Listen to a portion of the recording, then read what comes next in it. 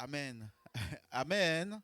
Être disciple. Donc, on va continuer. Alors, ça va prendre un peu de temps, mais c'est la base. Si on ne comprend pas ça, on viendra à l'église et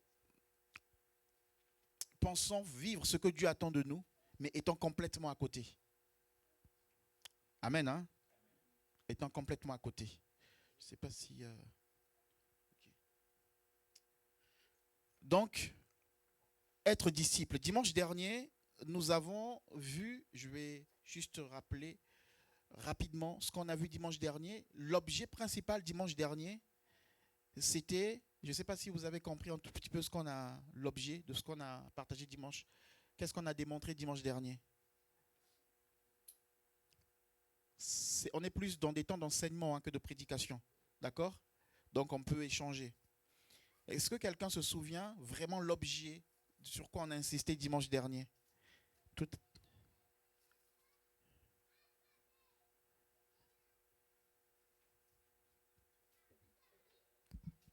Euh, Vraiment l'objet. Hein? Ouais. L'objectif, c'était de montrer que ceux qui croyaient ou ceux qui du moins les nouveaux convertis avant étaient des disciples et non des membres simples. Voilà, il y avait la connotation de disciples. Voilà. Amen. Amen. Amen. Hein? Donc, vous avez entendu ce qu'il a dit? L'objectif de dimanche dernier, c'était de montrer que ceux qui se convertissaient devenaient des disciples. Donc nous, ce qu'on appelle aujourd'hui chrétiens ou membres d'église, en fait, on les appelait disciples. Amen. Hein? Donc on a lu beaucoup de versets où on a vu, où il était dit le nombre de disciples augmentait. On a vu d'autres passages où il était dit que les apôtres ont appelé la multitude de disciples. Donc au lieu de dire que les apôtres ont appelé l'église ou les membres de l'église, il est dit les apôtres ont appelé la multitude de disciples pour savoir comment on va faire pour la distribution de nourriture. On avait aussi vu avec Tabitha qu'il était dit qu'il y avait une disciple nommée Tabitha. Donc on précise bien qu'elle était disciple. Si on lit dans Acte 16, ça on en avait parlé juste vite fait, on va dire que, il est écrit que Paul, quand il a pris Timothée, il parlait de Timothée comme il y avait un disciple nommé Timothée.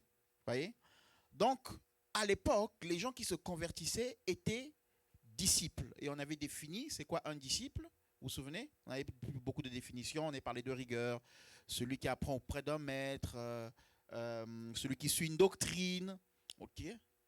Celui qui a la crainte de Dieu et celui qui est appelé à former d'autres disciples. Et donc, nous avons vu aussi dans Actes, je crois que c'était le chapitre 11, au verset 26, je pense. Actes chapitre 11, 26, oui, c'est ça. Donc, on avait vu que pour la première fois, c'est là qu'on s'était arrêté, hein, ce verset-là. Pour la première fois, les disciples ont été appelés chrétiens à Antioche. Si vous lisez à partir du verset 24 ou 23, il est dit qu'ils étaient enseignés pendant 2 ans. Pendant 2 ans, ils étaient enseignés. On n'a pas dit que pendant 2 ans, on les délivrait. Pendant 2 ans, ils étaient enseignés. Donc, parce que c'était des disciples. Amen, amen. Donc, une fois qu'ils étaient enseignés pendant 2 ans, et là, les gens qui les observaient ont dit, ah, mais ça, c'est des chrétiens. Donc, pour la première fois, les disciples ont été appelés chrétiens. Donc, on a dit, en réalité, pour être chrétien, il faut être disciple. La difficulté que nous avons aujourd'hui avec le fonctionnement de nos églises, eh bien, on est des chrétiens sans être disciples. Dans beaucoup d'églises, hein, heureusement pas dans toutes. Hein, vous êtes d'accord avec moi ou pas? Dans beaucoup d'églises, on est des chrétiens. Mais en fait, on s'appelle chrétien, mais bibliquement, on devrait d'abord être des disciples pour être chrétien. C'est le fait d'être disciple qui nous valide en tant que chrétien. C'est ce qu'on a partagé. Amen. Donc, dimanche dernier, c'est ce que nous avons. J'ai juste voulu vous montrer que les chrétiens à l'époque étaient d'abord des disciples. C'était mon objectif de dimanche dernier.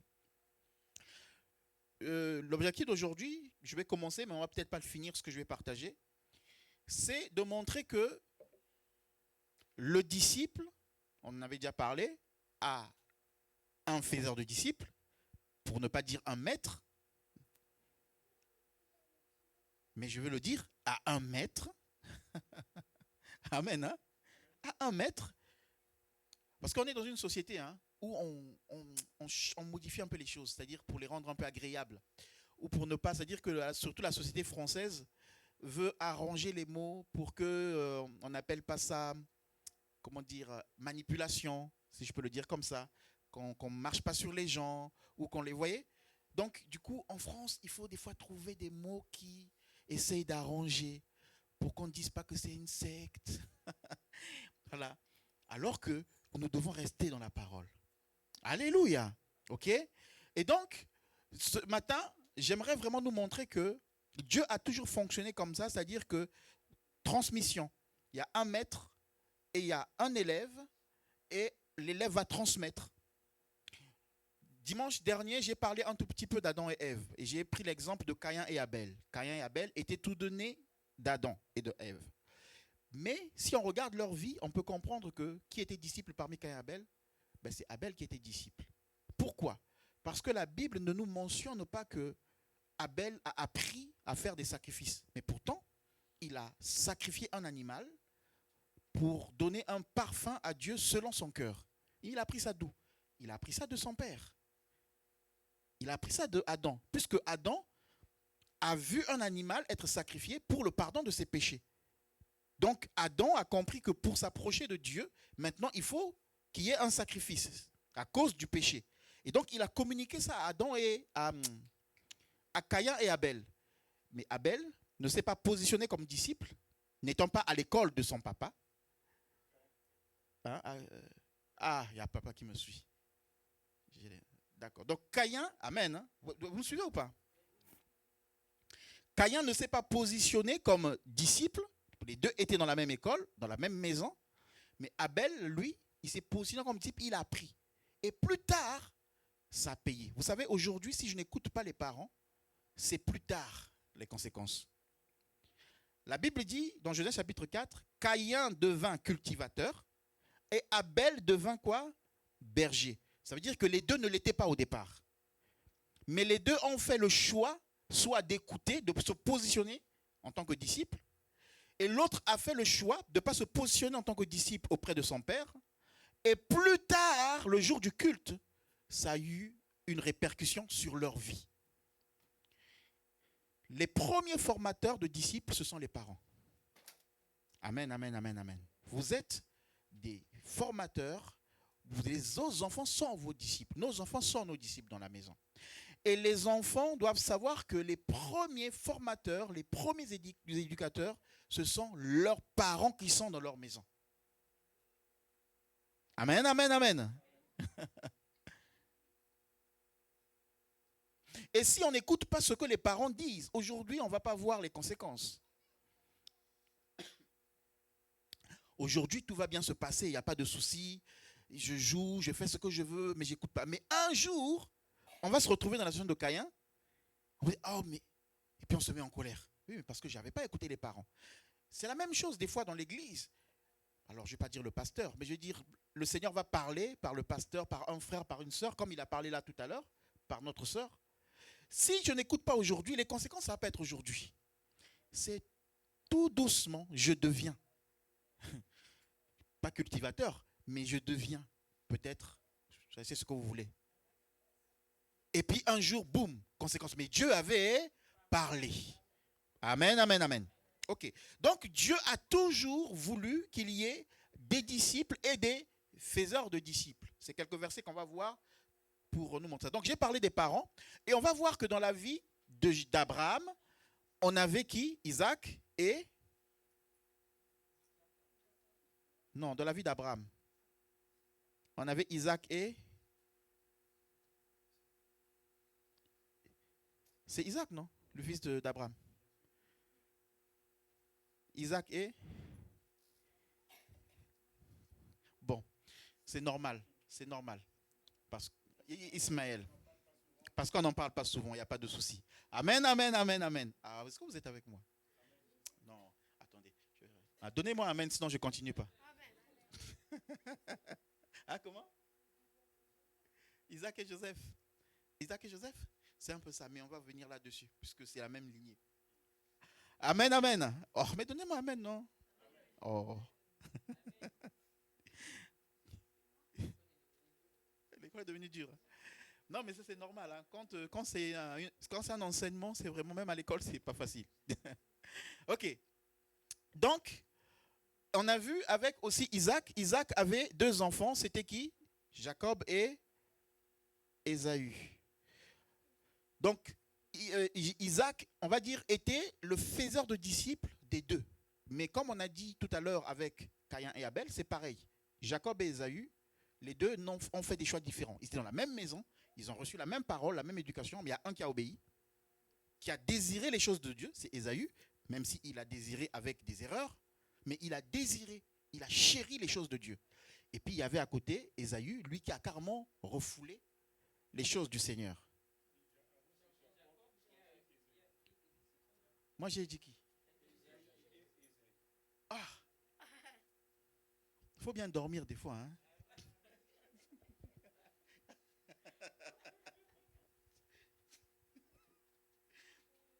Bon, vous m'avez compris du coup.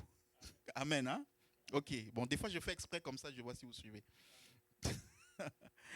Ok, donc du coup j'ai parlé de Jacob, maintenant j'ai parlé d'Ésaü. Ok, donc en gros, les patriarches étaient des disciples de leurs enfants, donc ils léguaient un héritage à leurs enfants et qui se succédaient. Et ça continuait jusqu'aux petits-enfants et ainsi de suite. Ok, maintenant on va voir dans l'Ancien Testament, on verra dans le Nouveau Testament après. On verra juste dans l'Ancien Testament, je ne sais pas combien de temps j'ai là.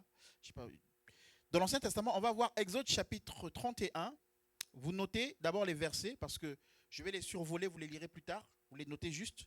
Exode chapitre 3, verset 1 à 4. Enfin, le verset 1, on va dire. Et vous lirez aussi Exode chapitre 4, verset 18.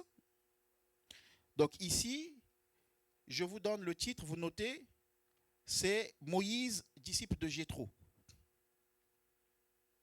Exode chapitre 3, verset 1 et Exode chapitre 4, verset 18. Moïse qui est un disciple de Jéthro.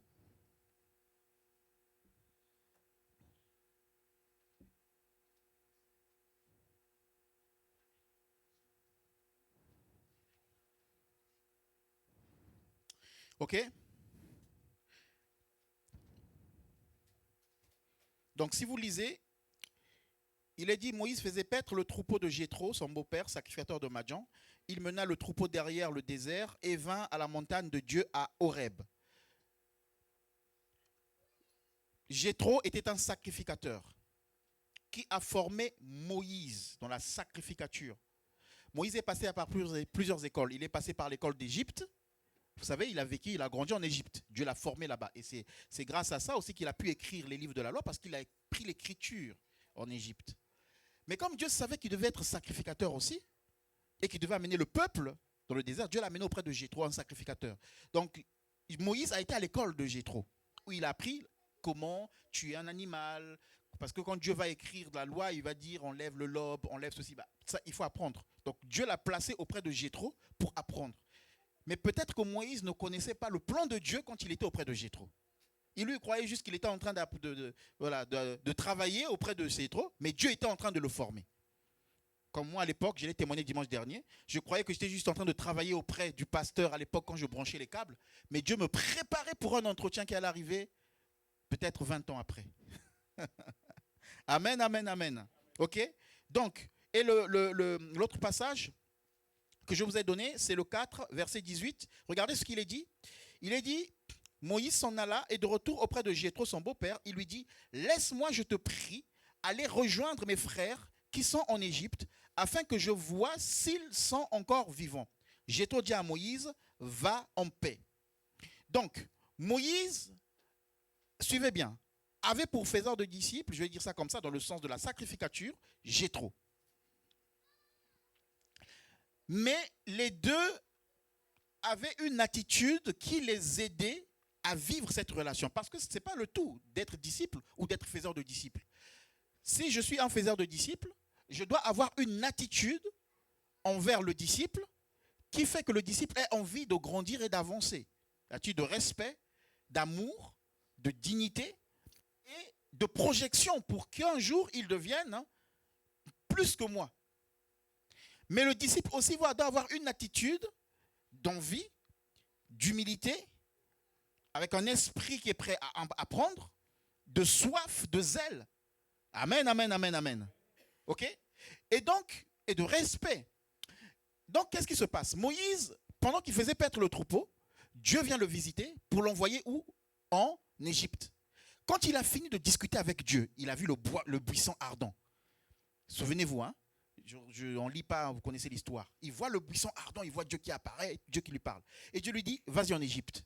Quand il a fini seul à seul avec Dieu, il va voir Jéthro. Il ne va pas dire à Jéthro, Jéthro, bon, en tout cas Dieu m'a parlé. Hein. Donc là, je m'en vais là, en Égypte. Parce que j'ai une mission. Mais il voit Jéthro, et qu'est-ce qu'il dit à Jéthro? Il dit, laisse-moi, je te prie, aller rejoindre mes frères en Égypte, afin que je vois s'ils sont encore vivants. Jéthro dit à Moïse, va en paix. Donc, on voit d'un côté un formateur qui, à un moment donné, ne retient pas Moïse pour dire, ah, mais si tu pars, mes brebis, qui va les gérer? Parce que souvent, c'est ça, hein? Formateur de disciples, hein?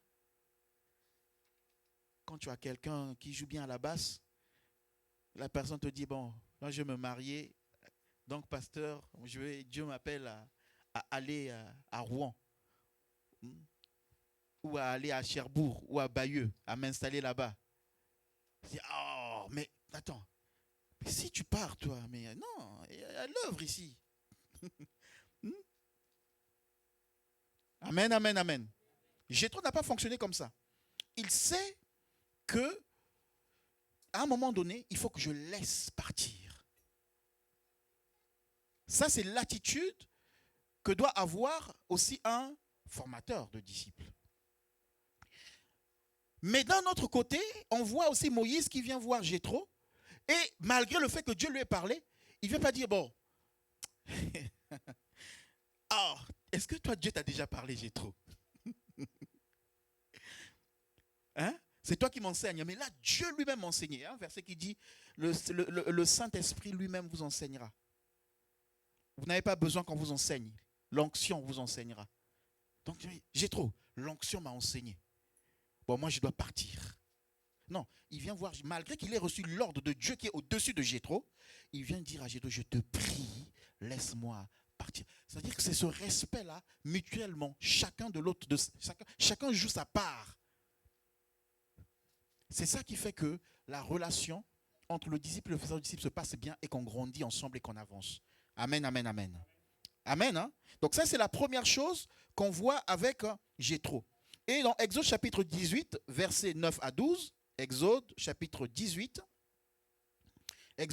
chapitre 18, versets 9 à 12. Donc là, Moïse est allé en Égypte, on ne va pas le lire. Il est revenu d'Égypte. Dieu a fait de grandes choses, Dieu a fait des miracles, notez-le juste. Exode 18, 9 à 12. Moïse délivre Israël d'Égypte et il revient. Qu'est-ce qui se passe? Il vient voir Jéthro. Jéthro vient le rencontrer. Et puis Moïse raconte ce qui s'est passé. Et la Bible dit que Jéthro a béni le Seigneur. Il a dit que c'était le Dieu qui était au-dessus de tous les dieux. Il s'est réjoui de ce que Moïse avait vécu en Égypte. Jéthro n'a pas dit, ah, attends, mais ce gars-là, moi je suis sacrificateur. Et puis lui, c'est moi qui l'ai formé. Pourquoi Dieu l'a utilisé lui de cette manière-là, puissamment dans un état, dans une puissance, et pas moi? Mais il s'est réjoui de ce que Dieu a utilisé le Fils. Alléluia. Donc ça, c'est le cœur. C'est-à-dire que, je vais vous dire quelque chose, ça peut être... bon, si c'est une arête, vous l'enlevez. Hein, quand on mange le poisson, on mange la chair, après, bon, ça c'est une arête. On enlève l'arête, mais on ne jette pas tout le poisson. Amen. Hein? Donc la prédication, c'est le pasteur Mandou Karambiri qui disait ça, c'est comme le poisson. Donc si tu vois une arête, bon, tu enlèves, tu gardes la bonne tière. Vous allez rencontrer des personnes qui ne seront jamais contents que vous puissiez faire plus qu'eux. Faites attention de vous mettre sous l'autorité des gens comme ça. Amen, amen. Amen. Hein? Quand tu es quelque part, quand tu es avec quelqu'un, observe. Observe si il est là que pour t'utiliser ou s'il est là pour que tu ailles plus loin que lui. Nous, nos enfants, on veut qu'ils aillent plus loin que nous. Quand je vois mes enfants, je pense à ce qu'ils aillent plus loin. Dans l'église, c'est pareil. Il faut que j'ai une vision de Anthony qui va plus loin que moi. Alléluia. Qui fait plus que moi. Dieu l'utilise, un miracle. Mais je ne dis pas, oh Seigneur, mais attends. Mais c'est moi. Non, non, non, non, non. C'est pas ce que le Seigneur attend. Jésus lui-même dira, vous ferez de plus grandes choses que moi. Amen, amen, amen. Et donc, Jéthro se réjouit de ce que Dieu a utilisé. Celui qui était berger chez lui. Le gars qui allait paître le troupeau, il revient là et puis il dit, ah, beau-père, j'ai fini de travailler, tout ça. Tout le temps, c'était comme ça, pendant 40 ans. Il y a pas un moment donné, il est parti en Égypte. Là-bas, il a renversé la puissance égyptienne. Il revient, Jéthro dit, merci Seigneur, tu l'as utilisé. Même si ce n'est pas moi que tu as utilisé, mais tu l'as utilisé lui. Sois béni Seigneur. Alléluia. Donc Dieu peut se révéler à moi en passant par toi. Il ne faut pas se dire, parce que je suis disciple, Dieu ne pourra jamais m'utiliser pour apporter un message de bénédiction, de grâce à celui qui me forme. Non, Dieu nous utilise tous comme il veut. Amen, amen. Donc, on voit ici que Jéthro avait comme disciple Moïse. Et Moïse lui-même avait aussi des disciples. Et parmi ces disciples, je ne vais pas tous les citer, mais on va parler de Josué. Nombre chapitre 11, verset 28. Nombre chapitre 11, verset 28.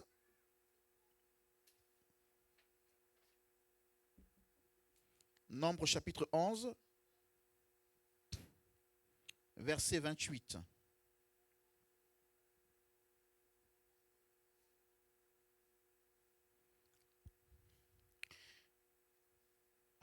Merci. Donc il est dit, Josué, fils de Nun, serviteur de Moïse, depuis sa jeunesse, prit la parole et dit à Moïse. Alors ici, c'était l'histoire où, vous lirez plus tard, moi je prends juste ce verset, c'était l'histoire où l'Esprit de Dieu était déposé sur les 70. L'Esprit de Moïse, Dieu avait pris l'Esprit de Moïse et il l'a déposé sur les 70, vous lirez plus tard. Et il y avait deux personnes qui devaient être, en fait il devait être 72, mais il y avait deux personnes qui étaient restées dans le camp. Et Dieu les a visités, mais ils étaient sur la liste de ceux qui devaient recevoir cette portion-là. Mais comme ils étaient restés dans le camp, Dieu les a visités dans le camp. Et puis Josué a couru pour aller voir Moïse pour dire, quelqu'un est venu parler à Josué, et Josué est allé voir Moïse pour lui dire, mais il y a d'autres personnes là-bas aussi qui sont en train de prophétiser, parce qu'à l'époque, ce n'était pas tout le monde qui prophétisait. Voilà. Et puis Moïse va lui dire, non, que tout le monde prophétise. Il n'y a pas de souci. Mais regardez ce que la Bible dit. Et Josué, fils de Nun, serviteur de Moïse, depuis sa jeunesse, prit la parole et dit. Donc ce qui est intéressant ici, c'est Josué, serviteur de Moïse. Quand on est disciple, on est serviteur. Dans l'Ancien Testament, le mot disciple n'est pas beaucoup utilisé. On le trouve peut-être 2 fois. Mais en tout cas, c'est le mot serviteur qui est utilisé. Quand on est disciple, on est serviteur. On est au service de Dieu devant un homme. Nous avons été disciples auprès des pasteurs. Auprès de nos parents. Pasteur Daniel, d'abord mon père, pasteur Daniel, pasteur Jean-Jacques Mbeng, pasteur Michael Delarche quand je suis arrivé en France, au Puy-en-Velay. Je suis monté à Paris, même là-bas au Puy, il y avait le pasteur Delarche, il y avait le pasteur Célior, il y avait le pasteur, alors je peux les citer tous, mais je monte à Paris, avec le pasteur, je prends dans une autre église, avec le pasteur Serge, et le pasteur de Micha, il n'est pas là, le pasteur de Micha, pasteur, je peux citer. Donc on a été serviteurs auprès des pasteurs. Ici à Caen, le pasteur Roger, pasteur Valère. Voilà, on a été serviteurs auprès des pasteurs et on l'est toujours. Je suis toujours serviteur auprès du pasteur Abraham, auprès du pasteur Jean-Paul. Donc, c'est parce que je suis leur disciple. J'ai été leur disciple et je suis leur disciple. J'ai appris de toutes ces personnes-là. Amen. Donc, Josué était serviteur, mais en fait, il était disciple. On va dire Josué, disciple de Moïse. Depuis sa jeunesse, tu peux être dans la jeunesse et être disciple. Alléluia. Oh, les jeunes. Vous êtes des disciples à l'école. Là, vous allez reprendre demain. Vous êtes les disciples de vos maîtres. Est-ce que vous le savez? Vous savez ce que c'est être disciple? Vous apprenez ce que le maître vous enseigne. Mais ici, vous savez que vous pouvez aussi être disciple. Vous êtes disciple de papa Gudrich ou de papa Anthony. Mais oui, regardez. Salomé est disciple de papa Gudrich. Vous savez? Parce que papa Gudrich lui montre comment gérer l'ordinateur, comment projeter, comment... Donc elle apprend. Amen, amen, amen. Vous voyez? C'est-à-dire, des fois, quand on dit disciple, les gens voient direct. Ah, tu vas voir le Seigneur, tout ça. Non. Bien que tu peux voir le Seigneur, parce que tu le verras, puisque là, on est disciple dans l'œuvre de Dieu. Samuel, on le voit que très jeune, Dieu s'est révélé à lui. Mais tu vas aussi apprendre d'autres choses. Tu vas prendre la caméra, tu vois. Tu vas faire des beaux selfies. Et puis quand on dit, ah, mais comment tes photos là, ces selfies là sont bien? Ah, mais c'est à l'église, il y a un tonton là, Anthony, m'a appris comment éclaircir la photo, tout ça. Mais il t'a appris ça, mais il m'a appris ça pour l'église, mais moi je commence à faire ça pour moi-même. Amen, amen. Votre jeunesse là, il y a la force, elle est importante pour le Seigneur. Emmanuel, tu entends? Jeune là, beau gosse, Dieu veut que tu le serves. Hein, Sharon? C'est pas juste au collège que tu as des maîtres. Ici aussi, papa, c'est ton maître.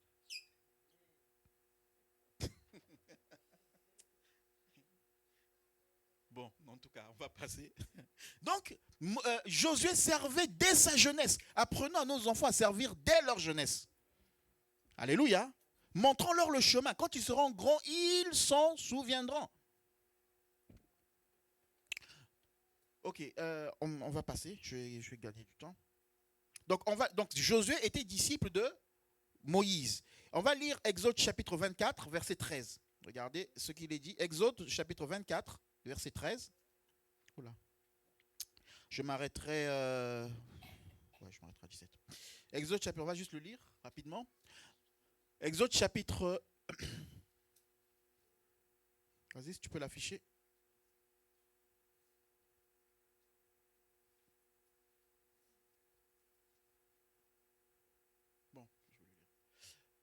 Moïse se leva avec Josué qui le servait, vous voyez? Moïse se leva avec Josué qui le servait. Donc Moïse s'est levé avec Josué et Moïse monta sur la montagne de Dieu.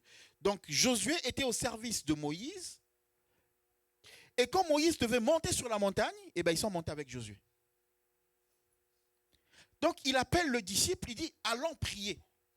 Alors rencontrer Dieu 40 jours. On parle de Moïse qui a fait 40 jours sur la montagne, mais en fait, il n'était pas seul, Moïse. Enfin, il était seul dans son coin, mais il y avait quelqu'un qui attendait un peu plus bas. Pendant 40 jours, c'était Josué. Ce que Moïse a vécu 40 jours, Josué aussi a vécu 40 jours sur la montagne. Alléluia.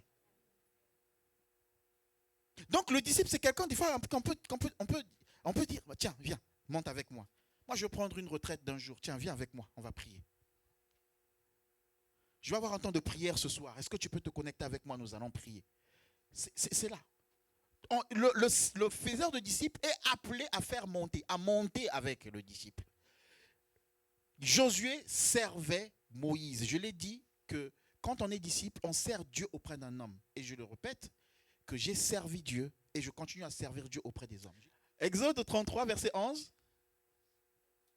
Regardez ce qu'il est dit. L'Éternel parlait avec Moïse face à face, comme un homme parle à son ami. Puis Moïse retournait au camp, mais son jeune serviteur Josué, fils de Nun, ne sortait pas du milieu de la tente. Donc on voit que, vous voyez, le disciple, il apprend du maître, mais le disciple doit apprendre à être autonome, à avoir sa vie avec Dieu. Moïse est sorti de la tente, il est rentré dans le camp, mais Josué est resté. Il faut qu'on soit des disciples qui désirent Dieu, même plus que le faiseur de disciples. On ne doit pas te contenir. Ah, bon, aujourd'hui, le pasteur n'est pas venu, mais moi aussi, je ne viens pas. Bon, je dis ça, je sais pas pour nous, mais j'ai déjà vu des églises comme ça. Je ne sais pas pourquoi, je n'ai jamais compris ce truc-là. Le pasteur, quand ils apprenaient, le pasteur ne sera pas. Donc, du coup, le pasteur, quand des fois il se déplaçait, le dimanche, il savait qu'il ne devait pas être là, il avertissait pas. Il disait pas à l'église que dimanche prochain, je suis dans telle autre église. Parce qu'il savait que s'il disait ça, le dimanche, les gens n'allaient pas venir. Amen, amen. Vous avez trouvé le passage? Donc, je suis dans la présence de Dieu, même si mon faiseur de disciples n'est pas là. C'est ce que Josué vivait ici. Alléluia. On va finir par Exode chapitre 17. On ne va pas le lire. Alors, si je vais lire quand même un petit bout. Comme ça. Exode chapitre 17. On finit avec Josué. Exode chapitre 17. Alors, ici, c'est la première fois qu'on va parler de Josué. Dans la parole, hein. C'est la première fois qu'on va parler de Josué. Il est dit, toute l'assemblée des enfants d'Israël partit du désert de Sin selon les marches que l'Éternel leur avait ordonnées. Et ils campèrent à Réphidim où le peuple ne trouva point d'eau à boire. Verset 8. Amalek vint combattre Israël à Réphidim. Ok. Verset 9. Alors Moïse dit à Josué, choisis-nous des hommes, sors et combat Amalek. Demain, je me tiendrai sur le sommet de la colline, la verge de Dieu dans la main. Continue. Josué fit ce que lui avait dit Moïse pour combattre Amalek, et Moïse, Aaron et Hur montèrent au sommet de la colline. Bon, je m'arrête là. Je m'arrête juste là. Je vais raconter le reste après. Vous connaissez cette histoire, non? Vous connaissez cette histoire? C'est où Moïse levait les mains et puis Josué gagnait sur Amalek. Et quand Moïse baissait les mains, c'est Amalek qui remportait.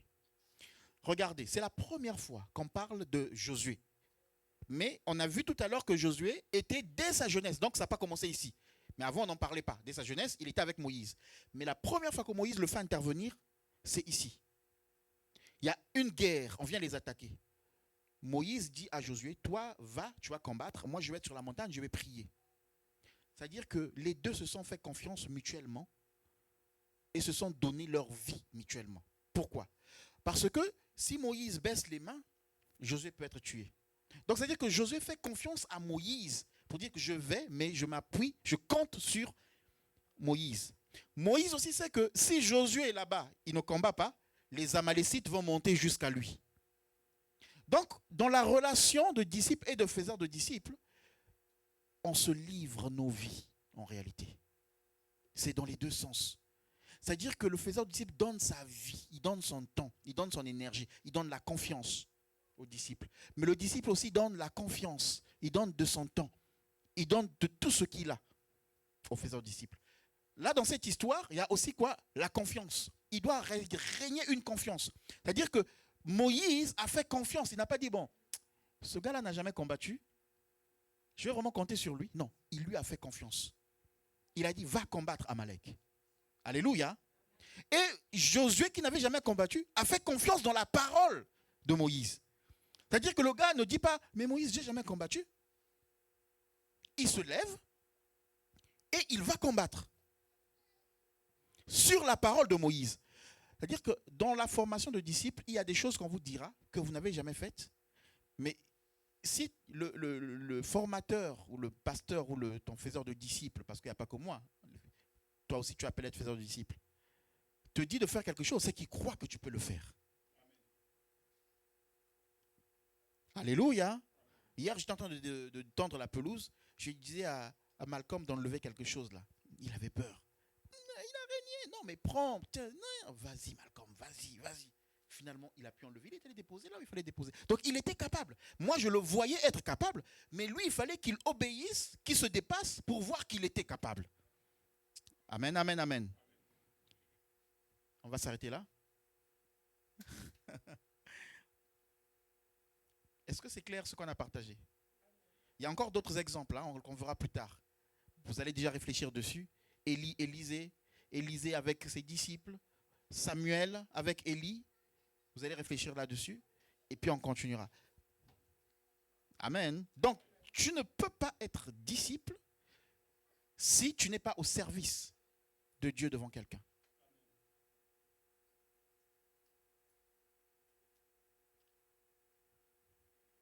Et si tu n'es pas disciple, eh ben, tu n'es pas dans la volonté parfaite de Dieu.